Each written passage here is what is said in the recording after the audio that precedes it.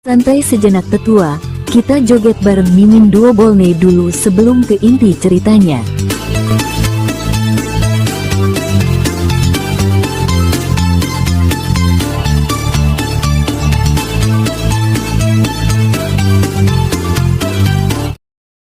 Aku ingin satu-satu dari kalian mengungkapkan apa yang pernah dijanjikan pada kalian semua saat bergabung di Kedai Langit. Aku tidak ingin kejadian Mo Hang kembali terulang, kata Qin San. Dia ingin memastikan terlebih dahulu janji Tuan Abao pada orang-orang ini sebelum mengungkap situasi yang sebenarnya terjadi. Mulai dari kamu, kata Qin San sambil menunjuk seorang pemuda yang sedang berdiri di ujung barisan 33 orang itu. Pemuda itu menelan ludah lalu mulai membuka mulutnya. Satu persatu dari mereka mengungkapkan semua yang pernah dijanjikan Tuan Abao dan Tuan Mo pada mereka. Aku tahu, di antara kalian ada yang tinggal di Kedai Langit ini hanya karena terpaksa. Apalagi sepertinya semua janji itu belum terpenuhi sampai sekarang. Aku akan memberi kesempatan pada kalian untuk pergi bagi yang sudah tidak ingin tinggal di Kedai Langit, kata Qin San lagi. 33 orang itu termasuk 3 kultivator alam kaisar saling melirik mendengar ucapan Qin San. Apa yang mereka dengar saat ini benar-benar berbeda dengan karakter Tuan Abao selama ini. Tidak ada yang berani mengacungkan tangan. Mereka tahu betul Tuan Abao ini sosok yang kejam. Meski mengatakan akan memberi kesempatan pada mereka untuk pergi, tapi belum tentu dia akan benar-benar melakukan sesuai dengan apa yang dia katakan. Qin San menyapukan pandangannya menatap satu persatu orang-orang itu, hingga pada akhirnya dia menemukan kesimpulan.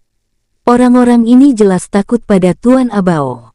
Sepertinya benar, sebagian dari mereka tinggal hanya karena terpaksa, batin Qin San.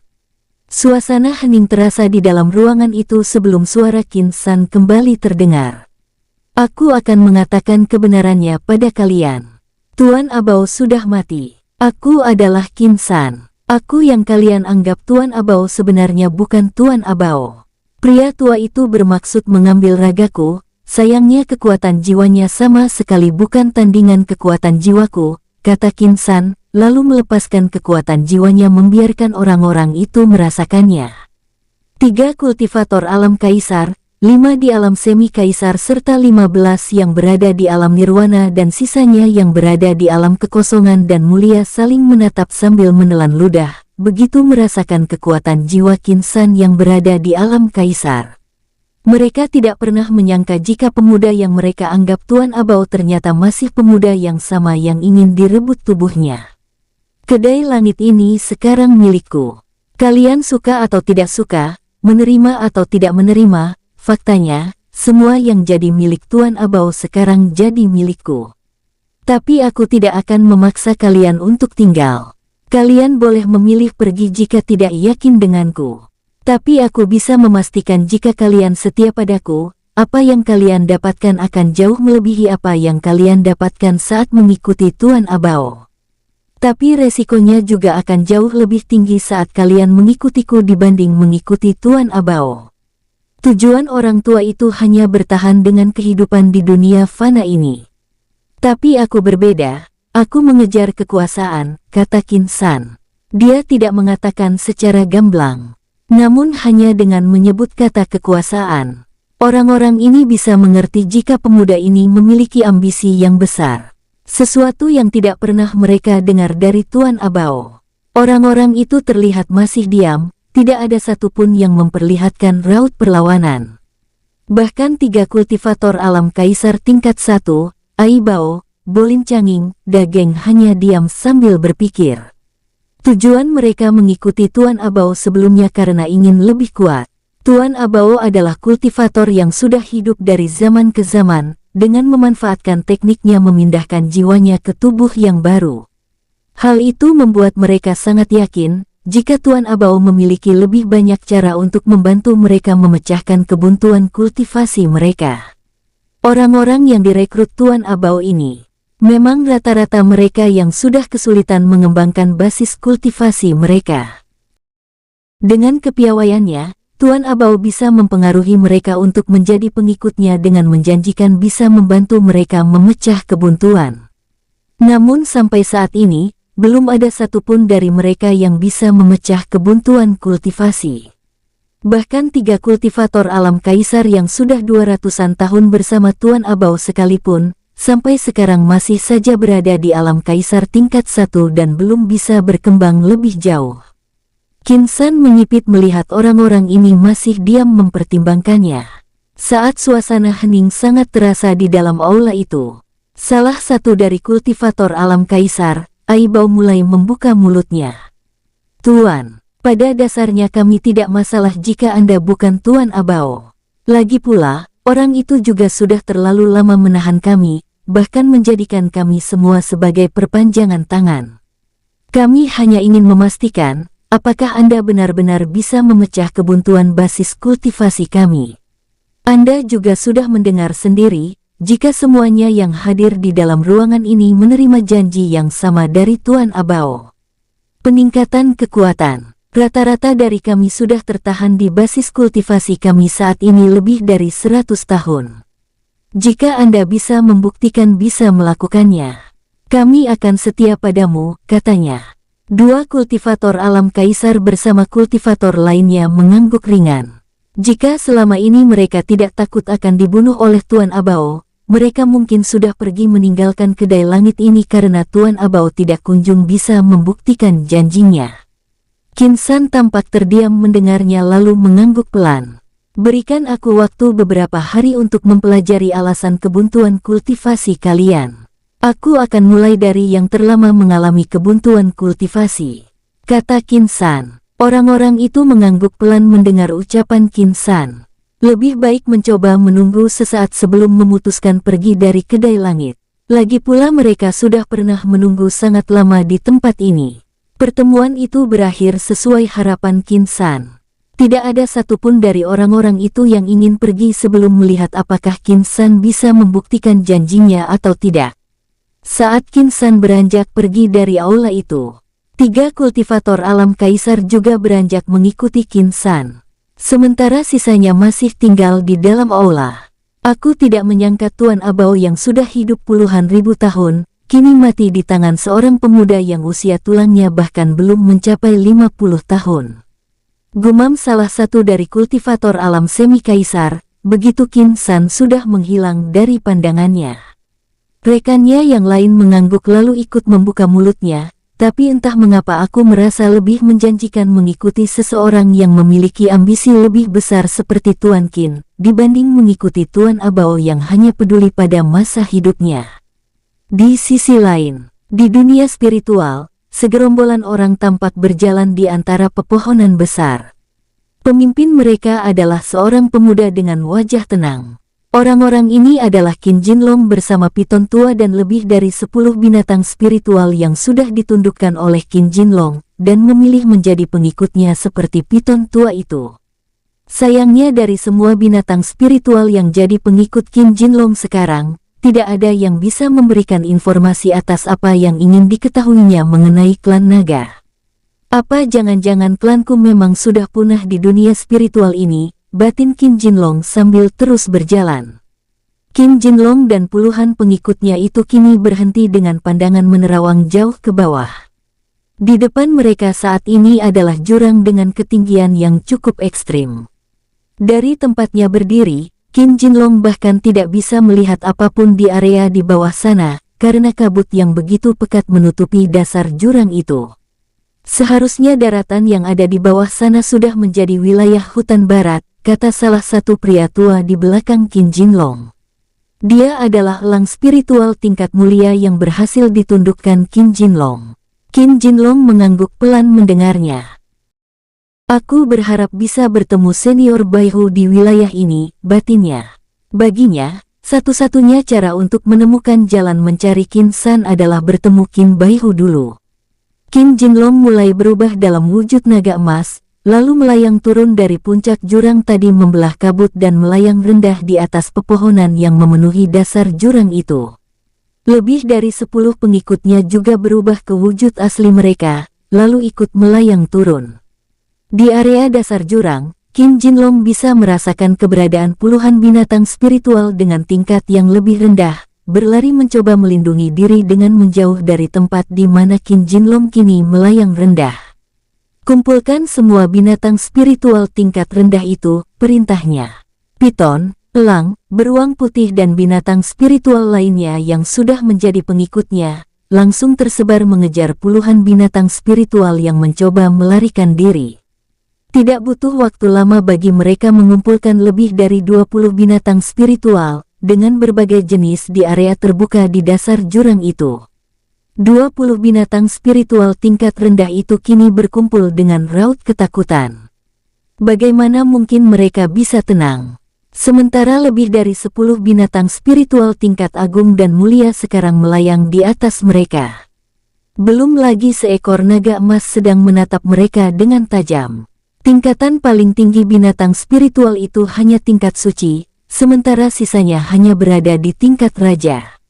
Jika di dunia bawah, mungkin binatang-binatang spiritual ini cukup berharga, namun di dunia spiritual, tingkatan para binatang spiritual ini jelas masih terbilang menengah.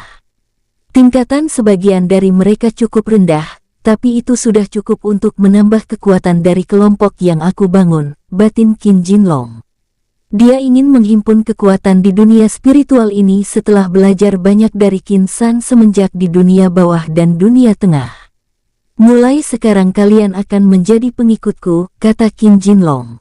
20-an binatang spiritual itu hanya bisa mengangguk patuh. Qin Jinlong tidak memberi mereka pilihan lain. Mereka tahu betul hukum di dunia spiritual ini, yang lemah akan menjadi mangsa yang kuat.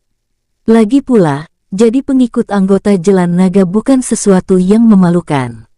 Qin Jinlong tersenyum mencibir lalu mendarat di depan para binatang spiritual itu dalam wujud manusia.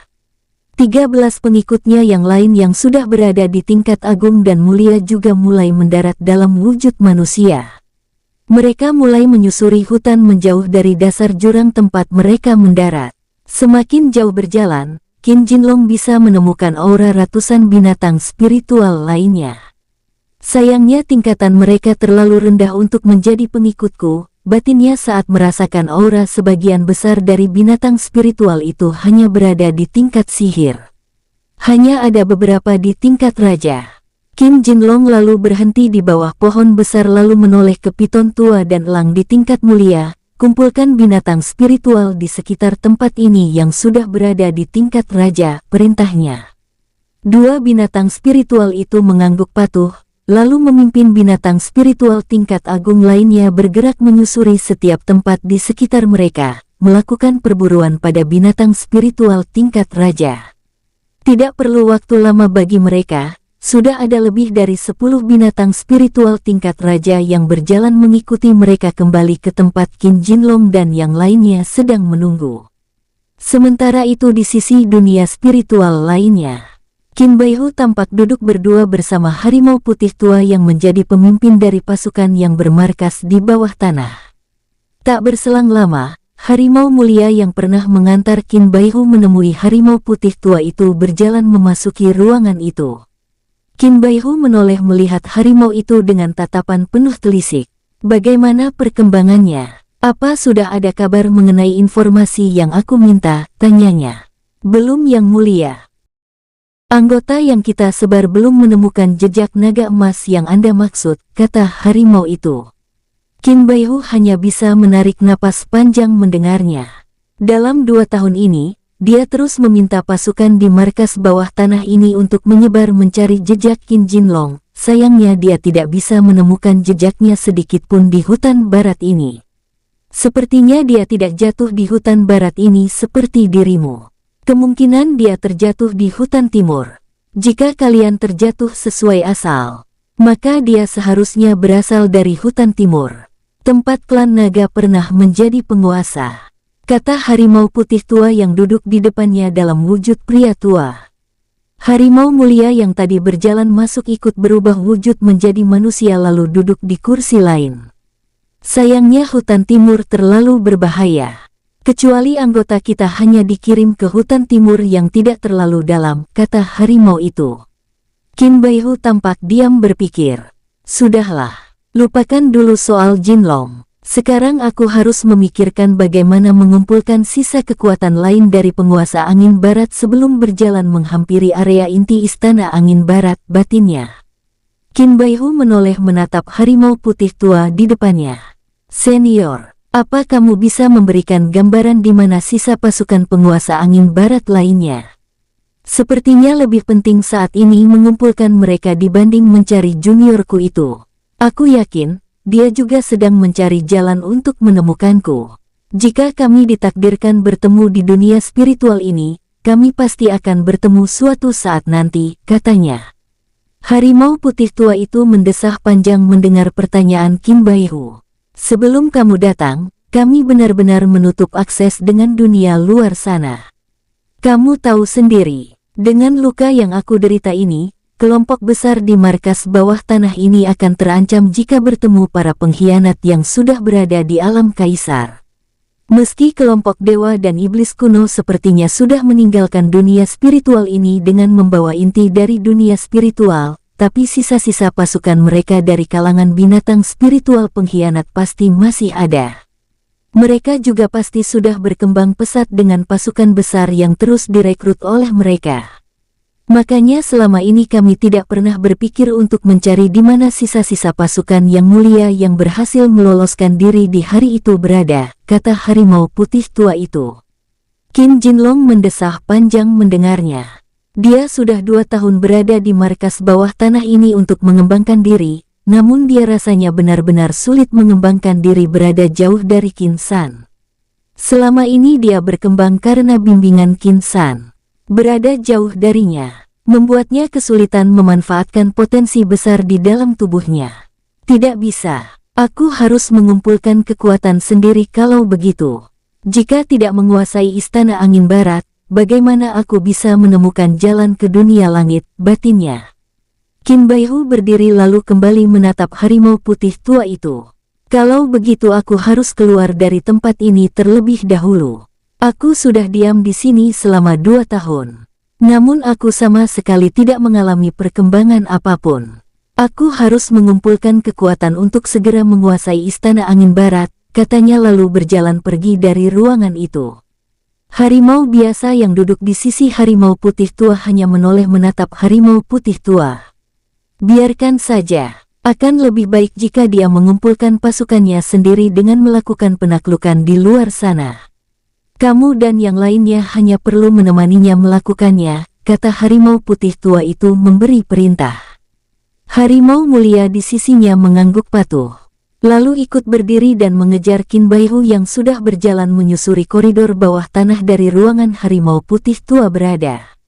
Saat mencapai area luas di markas bawah tanah itu, beruang tingkat mulia berjalan mendekatinya sambil menundukkan kepalanya. Yang mulia, ada kabar dari area jurang perbatasan hutan timur dan hutan barat. Katanya ada sekelompok binatang spiritual yang dipimpin seekor naga emas yang sedang bergerak menyusuri hutan barat ke area yang lebih dalam, kata beruang itu. Raut wajah Qin Baihu langsung berubah cerah mendengarnya. Tidak salah lagi, itu pasti Jinlong, gumamnya. Kumpulkan beberapa anggota tingkat mulia dan ikuti aku untuk mencari kelompok mereka, kata Qin Baihu. Beruang dan harimau mulia yang sudah berdiri di depannya mengangguk, lalu bergerak mengumpulkan puluhan binatang spiritual tingkat mulia. Tidak, ini terlalu banyak. Cukup 10 dari kalian yang mengikutiku. Sisanya tetap tinggal di markas ini, katanya. Usai mengatakan itu dia mulai berjalan menyusuri jalur untuk keluar dari markas bawah tanah untuk kembali ke daratan atas. Qin Baihu dan 10 binatang spiritual tingkat mulia yang keluar bersamanya, kini berdiri di tengah-tengah padang rumput yang sudah kembali normal seperti sebelum Qin Baihu meruntuhkan area ini. Menurutmu, jika mereka terus bergerak, seharusnya sudah berada di area mana? Tanya Qin Baihu. Beruang mulia yang tadi melaporkan mengenai keberadaan Qin Jinlong tampak berpikir, lalu membuka mulutnya. Seharusnya mereka sudah berada di area Gunung Hitam, ucapnya. Qin Jinlong dalam wujud manusia bersama 20-an binatang spiritual lainnya dalam wujud manusia, tampak sudah berada di kaki sebuah gunung dengan puncak yang menjulang tinggi. Elang mulia yang sejak di hutan timur menjadi pengikut Qin Jinlong mendongak menatap puncak gunung yang tampak buram di kejauhan, dengan tatapan yang terlihat menyimpan ketakutan. Piton mulia di sisinya menoleh menatap elang mulia itu dengan kening berkerut. "Kenapa tatapanmu seperti menyimpan ketakutan melihat puncak gunung itu?" tanya piton itu. Qin Jinlong yang mendengarnya ikut menoleh menatap wajah elang mulia itu. "Di masa lalu saat aku masih berada di tingkat raja, aku pernah dibawa oleh koloniku menyeberangi gunung ini. Kamu tahu, nyaris seperdua anggota koloni kami yang terbang bersama saat itu, tiba-tiba kehilangan keseimbangan dan kekuatan untuk mengepakkan sayap begitu tepat berada di puncak gunung ini. Satu persatu dari mereka yang kehilangan daya terbang mulai terjatuh dan tidak pernah lagi kembali. Kami para elang muda yang masih berada di tingkat suci dan tingkat raja yang selamat saat itu, bahkan harus dibantu oleh elang di tingkat kaisar untuk bisa keluar dari daya tarik yang menghantam tubuh kami dari gunung ini." Kata elang itu mengingat kejadian yang menyakitkan di memorinya. Ayahnya, kata elang mulia itu, bahkan ikut menjadi korban di hari itu. Para elang tingkat kaisar di koloninya yang membantu elang lainnya keluar dari daya tarik misterius itu, juga pada akhirnya ikut tertarik dan jatuh ke gunung ini. Qin Jinlong yang mendengarnya tampak mengernyit. Cerita elang mulia ini terdengar sangat menakutkan. Bukankah itu artinya, ada sesuatu atau makhluk dengan kekuatan yang lebih tinggi dari binatang spiritual tingkat kaisar yang bermukim di gunung ini? Jika peristiwa yang dimaksud elang ini benar, makhluk itu kemungkinan masih ada sampai sekarang. Insting Qin Jinlong juga setidaknya menangkap bahaya yang mengintainya jika memutuskan melanjutkan perjalanannya melewati gunung ini. Apa tidak ada cara lain untuk sampai di wilayah terdekat dari istana penguasa angin barat kecuali melalui gunung ini? Tanya Qin Jinlong. Elang itu terdiam sejenak lalu membuka mulutnya. Seharusnya ada, tapi tidak lebih aman dari gunung ini. Situasi di area itu mungkin sedikit lebih mirip dengan gunung ini. Hanya saja tidak seberbahaya melintasi gunung ini. Tapi kita harus berputar jauh dan dengan kecepatan rombongan yang kita bawa, kita butuh waktu berbulan-bulan untuk bisa benar-benar sampai ke wilayah yang mulia ingin datangi, kata ekang mulia itu. Dia memang sengaja direkrut Qin Jinlong untuk menjadi pemandu jalan. Qin Jinlong terdiam mendengarnya. Apakah memungkinkan kita tidak akan mengusik makhluk yang kamu maksud? Jika kita berjalan melingkari sisi terluar gunung ini tanpa harus melintasi puncaknya, ujar salah satu pria tua lainnya yang berdiri di sisi Qin Jinlong. Pria tua ini adalah wujud dari macan tutul mulia yang juga ditundukkan Qin Jinlong saat masih berada di hutan timur. Binatang spiritual lainnya yang berwujud manusia mengangguk setuju mendengar saran macan tutul tadi. Qin Jinlong tampak berpikir lalu menoleh ke elang mulia yang pernah mengalami sesuatu yang mengerikan di gunung ini.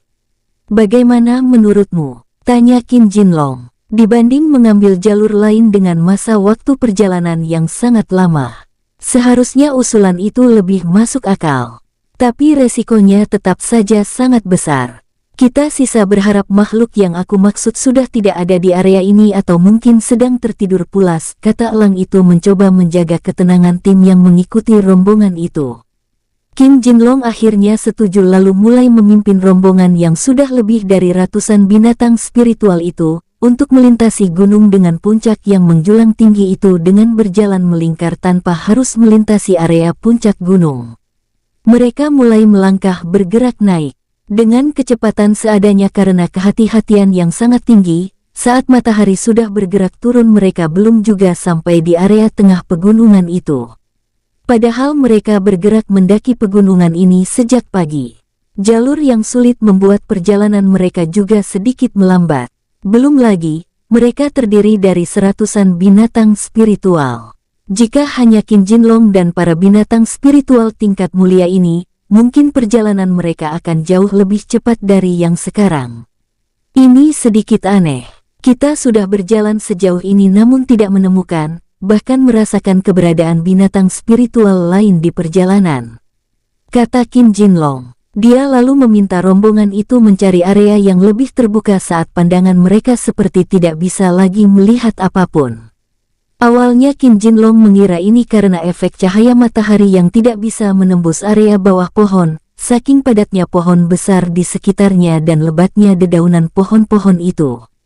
Tapi saat menemukan area terbuka, Qin Jinlong menemukan sesuatu yang lebih aneh. Bahkan di area terbuka itu sekalipun, suasana terlihat begitu gelap. Ini bukan karena cahaya matahari sudah tidak ada atau cahayanya tidak mencapai area ini. Kegelapan ini karena pengaruh hal lain yang terdapat di gunung ini, gumam Qin Jinlong. Elang mulia di dekatnya tampak membuang napas panjang, lalu membuka mulutnya. Aku lupa mengatakannya, gunung ini memang dikenal dengan sebutan gunung hitam karena hal ini. Gunung ini hanya akan terlihat terang dari pagi hingga siang. Namun setelah siang, gunung ini akan perlahan menjadi sangat gelap dan semakin malam akan semakin gelap, kata elang itu. Berarti kita tidak bisa melanjutkan perjalanan dengan kondisi seperti ini. Aku tidak ingin mengambil resiko untuk rombongan ini dengan berjalan di situasi yang sangat gelap seperti ini, kata Qin Jinlong pada yang lainnya. Binatang spiritual mulia dan agung yang mengikutinya dalam wujud manusia mengangguk ringan, lalu meminta binatang spiritual tingkat raja dan tingkat suci membentuk garis pertahanan di sekitar area terbuka itu. Seratusan binatang spiritual tingkat raja dan tingkat suci itu bergerak serempak mengitari area terbuka, tempat Qin Jinlong dan 20-an binatang spiritual tingkat agung dan tingkat mulia sedang berdiri. Mereka benar-benar membentuk garis pertahanan seperti yang diperintahkan. Qin Jinlong memilih berdiri diam di antara para binatang spiritual tingkat mulia dan tingkat agung itu. Indranya menyebar sambil menajamkan instingnya. Dia tidak ingin terkecoh sedikit pun dengan keheningan malam dan kegelapan yang dia rasakan saat ini. Entah mengapa dia merasa ada yang salah dari ini semua. Seperti sesuatu layaknya jebakan besar sedang disiapkan oleh pihak tertentu. Benar saja, begitu indranya meluas dan instingnya makin dipertajam, dia menemukan gerakan luar biasa yang begitu senyap sedang mengarah ke dirinya dan kelompoknya. Keningnya berkerut, ada yang datang. Mereka sepertinya sejak tadi memantau kita dari kejauhan. Sayangnya aku baru merasakannya sekarang. Bersiaplah, kata Qin Jinlong pada para binatang spiritual di sekitarnya. Hanya dalam waktu seketika dari sisi yang lebih tinggi, ratusan makhluk merayap dengan banyak kaki dengan tubuh menyerupai semut. Ini, makhluk apa sebenarnya penguasa gunung hitam ini? Kenapa makhluk yang ada di sini begitu menyeramkan? Gumam piton mulia di sisi Qin Baihu. Para binatang mulia dan agung yang awalnya berwujud manusia, kini berubah bentuk menjadi wujud mereka yang sebenarnya. Qin Jinlong masih dalam wujud manusia menatap tajam ratusan bahkan ribuan makhluk yang sedang bergerak ke arahnya. Makhluk-makhluk itu terlihat langsung menyebar, lalu menutup semua akses yang memungkinkan Qin Jinlong dan yang lainnya melarikan diri melalui area daratan. Makhluk ini jelas bukan bagian dari ras binatang spiritual. Aura kegelapan di tubuh mereka jauh lebih pekat menyerupai binatang iblis. Tapi mereka juga bukan bagian dari binatang iblis, batin Qin Jinlong. Dia benar-benar sulit membaca jenis makhluk yang datang ini. Dia bisa merasakan adanya aura binatang spiritual yang melekat dari tubuh para makhluk itu. Tapi aura itu jelas hanya bagian kecil dan tertutupi aura kegelapan pada makhluk itu. Dia ingin menyebut makhluk ini sebagai binatang iblis, tapi Qin Jinlong juga sama sekali tidak menemukan aura binatang iblis di tubuh para makhluk ini. Malahan aura iblis dari makhluk-makhluk ini jelas-jelas lebih pekat dari iblis yang pernah Qin Jinlong temui di dunia bawah dan dunia tengah. Mereka banyak sekali. Meski aku merasakan kekuatan mereka tidak mencapai kekuatan binatang spiritual tingkat suci, tapi kenapa ada ketakutan yang muncul merasakan aura mengerikan dari tubuh para makhluk ini?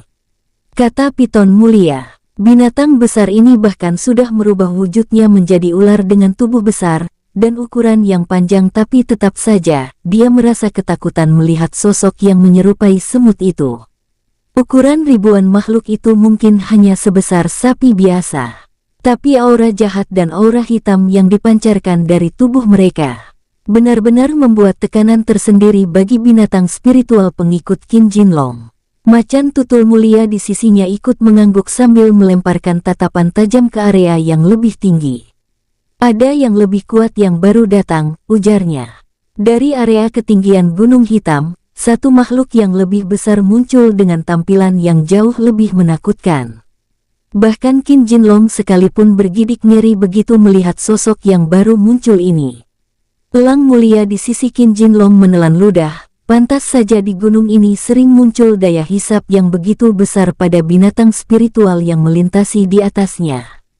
Ternyata, penghuni gunung ini adalah seekor Tian Chan. Gumamnya merujuk pada makhluk yang muncul itu. Macan tutul yang ikut menatap makhluk yang datang itu dengan ketakutan yang tampak di wajahnya ikut bersuara. Tidak, dia bukan Tian Chan murni. Klan katak yang diberi nama Tian Chan pada dasarnya tetap mirip dengan klan katak pada umumnya. Bentuk tubuh mereka tetap sama. Hanya saja mereka yang dinamai Tian Chan karena memiliki kemampuan menghisap yang luar biasa. Bahkan kabarnya energi yang tersebar di langit sekalipun secara rakus bisa dihisap oleh mereka. Tapi ini bentuknya benar-benar berbeda. Dia bahkan memiliki tanduk yang menyerupai iblis kuno, kata macan tutul mulia itu. Qin Jinlong tetap diam mendengar semua komentar para pengikutnya. Tatapannya menajam ke makhluk yang kini berjalan dengan angkuhnya mendekati tempatnya sedang berdiri. Setelah sekian lama, ada lagi binatang spiritual bodoh yang berani memasuki gunung hitam ini. Padahal aku sudah memberi banyak contoh di masa lalu. Sepertinya kalian hanya menganggap semua itu lelucon. Tapi bagus juga. Setidaknya anak-anak yang aku pelihara ini bisa memiliki sedikit makanan di musim dingin seperti ini, kata makhluk itu yang masih dalam wujudnya yang menakutkan. Qin Jinlong hanya diam menatap makhluk besar itu. Katak dengan tanduk di kepalanya itu memiliki ukuran 2 kali lebih besar dari makhluk yang menyerupai semut-semut tadi. Qin Jinlong berusaha mencari tahu ras makhluk ini, namun sama dengan para makhluk sebelumnya, dia juga kesulitan menentukan ras katak bertanduk ini. Dia berjalan ke depan dengan santainya sambil menatap tajam katak bertanduk yang juga sudah berdiri di depan jejeran pasukannya. Pandangan katak bertanduk itu akhirnya terfokus ke Qin Jinlong yang masih berwujud manusia. Kamu sepertinya sangat senang dengan wujud manusiamu itu. Tidak ada salahnya. Lagi pula ras dewa juga memiliki wujud yang sama dengan wujud yang kamu gunakan itu. Tunggu, aku mencium bau-bau klan naga dari tubuhmu, kata katak bertanduk itu sambil menjilat bibirnya. Qin Jinlong menyipit mendengarnya, dia bahkan tahu bau klanku. Bukankah itu berarti dia sudah ada di dunia spiritual ini saat perang masa lalu itu terjadi? Kebetulan sekali. Aku bisa mendapatkan banyak informasi darinya jika bisa mengalahkannya, kata Qin Jinlong lalu berubah wujud menjadi naga emas yang melayang mengitari area terbuka itu. Sus, ngaum, cukurukuk. Katak bertanduk itu bukannya takut melihat wujud asli Qin Jinlong, dia malah tertawa. Kegirangan, bagus sekali. Akhirnya aku bisa mendapatkan mangsa yang akan membawaku ke tingkat yang bisa melawan Taoti itu, kata katak bertanduk itu sambil mengeluarkan berkali-kali lidahnya, seakan siap menangkap Qin Jinlong yang sudah melayang tenang dengan tatapan tajam ke arahnya. Taoti, jadi makhluk kuno itu juga masih ada di dunia spiritual ini. Dunia ini benar-benar berbeda dari dunia ras manusia. Di sini, berbagai makhluk aneh dan kuno benar-benar ada. Batin Qin Jinlong begitu mendengar ucapan katak bertanduk itu yang menyebut nama Taoti. Para pengikut naga itu menjadi milik kalian. Aku sudah mendapatkan makanan yang jauh lebih berguna dibanding ratusan binatang spiritual lainnya, kata katak bertanduk itu. Sayap yang menyerupai sayap kupu-kupu tiba-tiba tumbuh di punggungnya, lalu dengan elegannya katak bertanduk besar itu mulai melayang, bersiap ingin bertarung dengan Qin Jinlong di ketinggian. Dia memiliki sayap, benar-benar makhluk yang unik. Seandainya bos ada di sini, dia pasti sudah memiliki ide untuk menjadikan makhluk ini bahan eksperimennya, batin Qin Jinlong. Warna emas yang awalnya terlihat di sisiknya perlahan berubah menjadi warna hitam. Katak bertanduk itu menyipit melihat perubahan yang terjadi. Tidak mungkin. Naga ini memiliki sesuatu yang dimiliki naga leluhur. Batinnya, sesuatu di dalam hatinya bahkan mulai mengganjal begitu melihat perubahan warna pada sisik Qin Jinlong. Qin Jinlong tidak memberikan kesempatan lagi bagi katak bertanduk itu untuk berpikir lebih lanjut.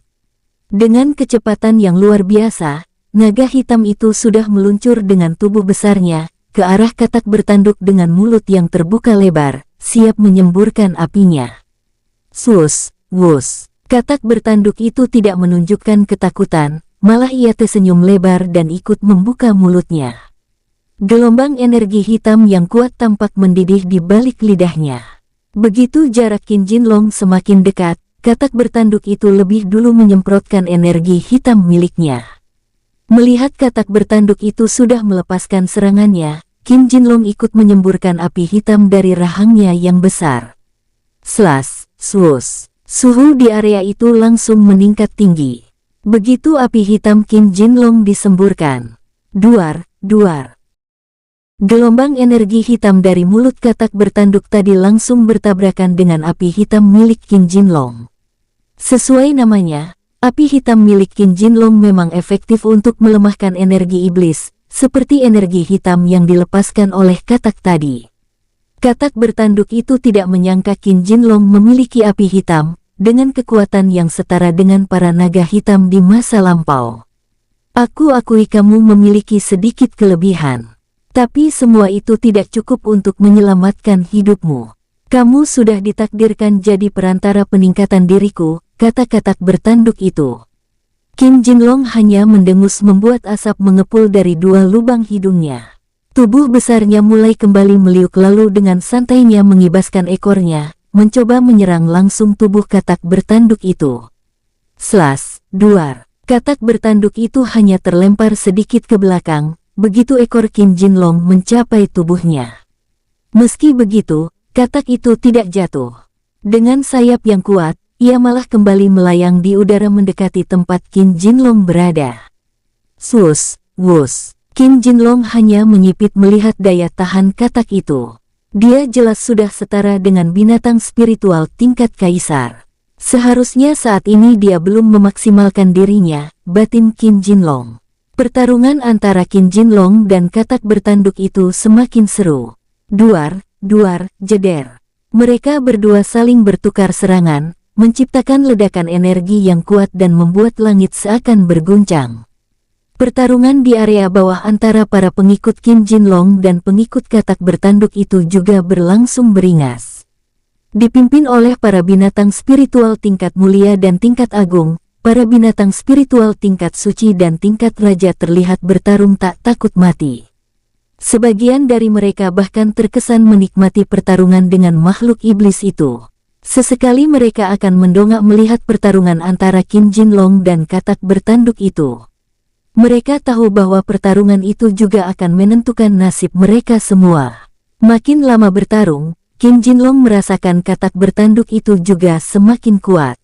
Meski begitu Qin Jinlong malah merasa ini kesempatan baik untuknya untuk memecahkan kebuntuan peningkatannya semenjak berpisah dari Qin San.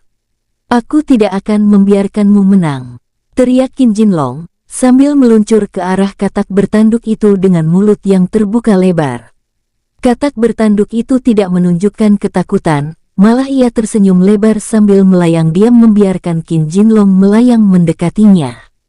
Begitu jarak Qin Jinlong sudah tidak terlalu jauh, katak besar itu dengan begitu cepat membuka mulutnya dan menyemburkan kembali gelombang energi hitam yang lebih kuat dari sebelumnya.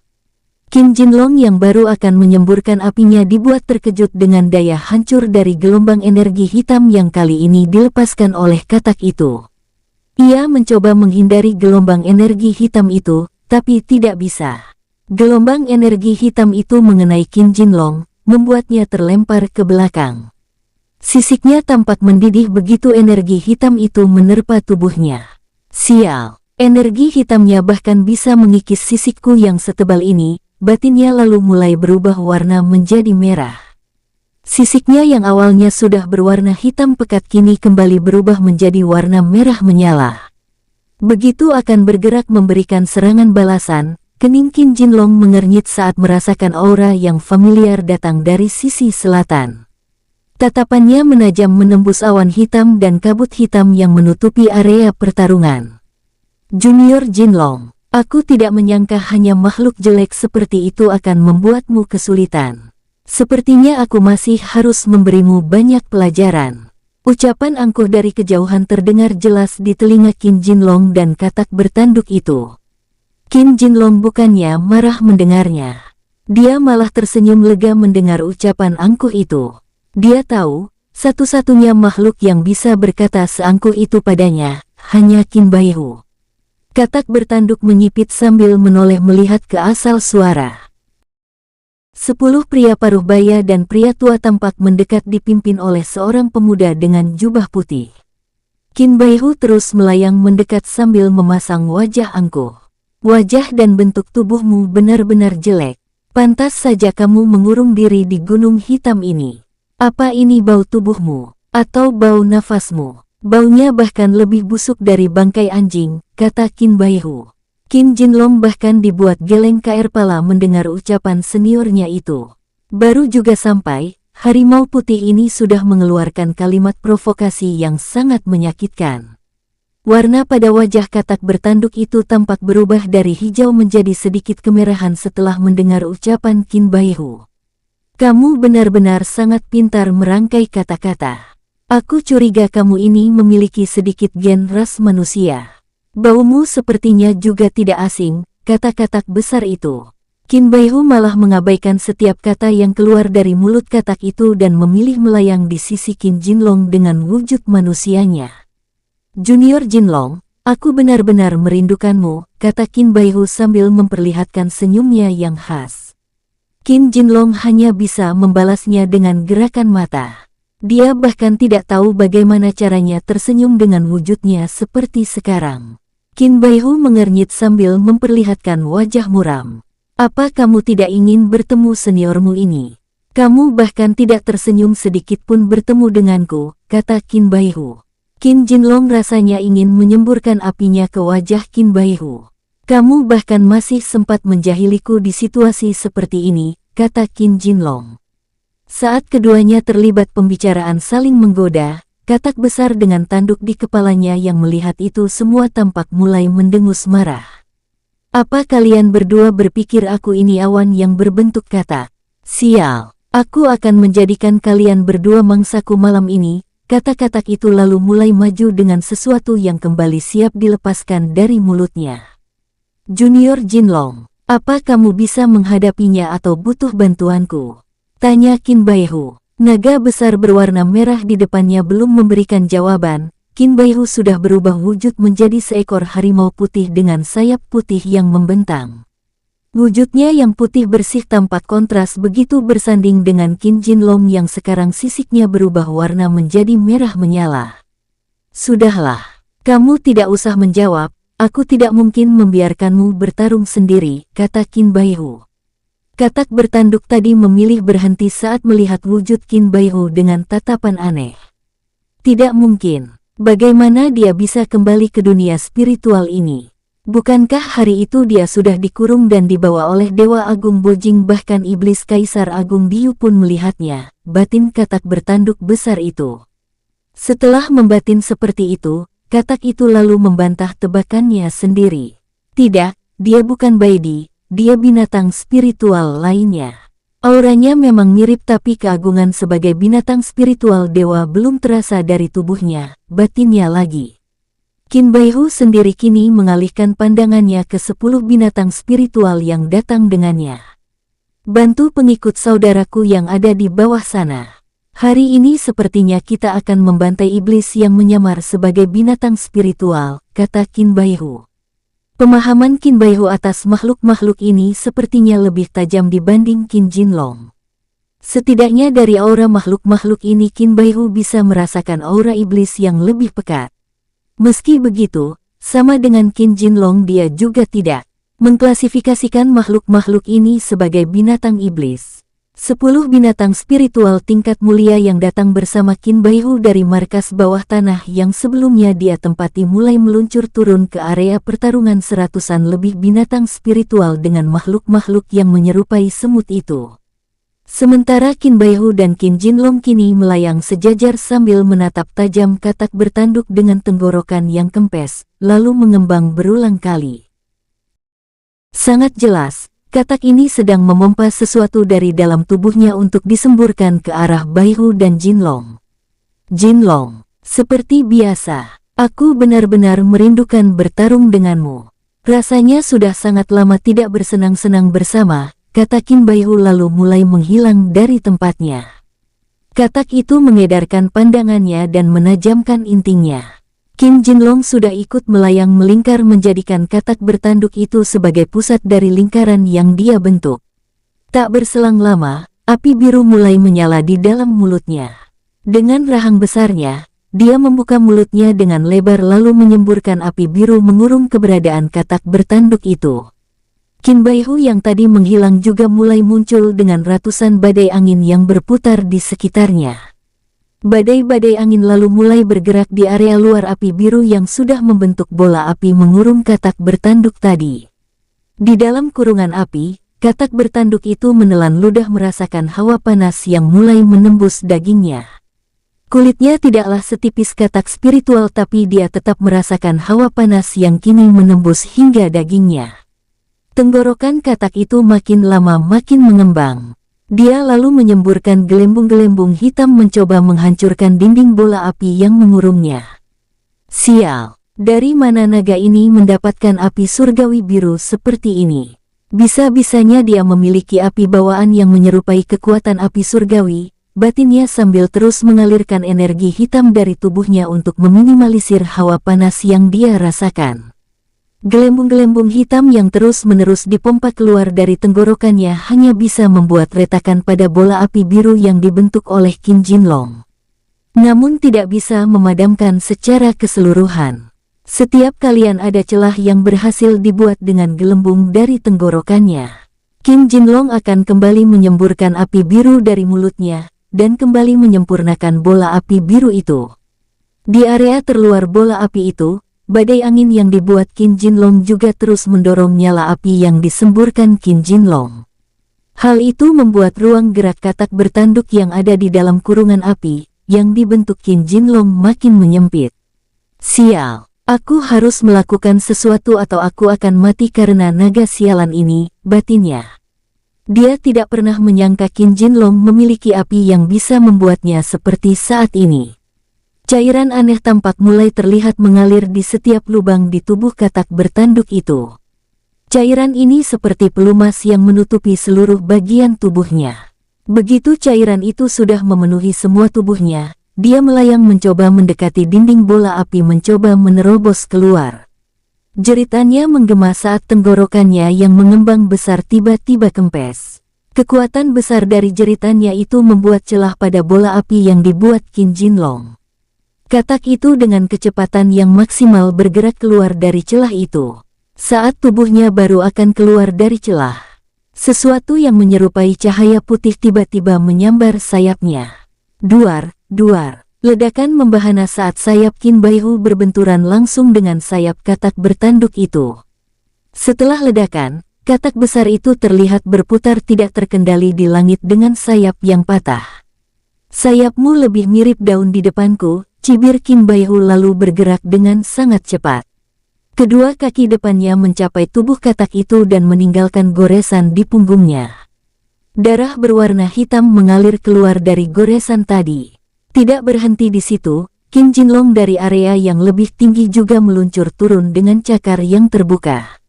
Srek, cakar Qin Jinlong langsung mematahkan satu tanduk katak besar itu. Belum juga sempat menyeimbangkan tubuhnya Qin Baihu kembali datang dengan sayap yang sudah terbuka. Satu sabetan sayapnya langsung memotong kaki katak itu. Teriakan kesakitan dan menggema dari katak besar itu membuat kengerian yang bisa dirasakan oleh makhluk yang mendengarnya dari radius tertentu. Kedua binatang spiritual kuno itu benar-benar memperlihatkan cara bertarung yang berbeda. Cara mereka menghajar katak bertanduk itu bahkan membuat beberapa binatang spiritual yang sedang bertarung di area daratan dan melihat itu bergidik ngeri. Yang mulia sepertinya sudah sangat sering bertarung bersama anggota klan naga ini. Mereka bertarung seperti satu tubuh. gumam harimau yang datang bersama Qin Baihu. Bersambung, sampai jumpa di episode selanjutnya para tetuaku, semoga terhibur.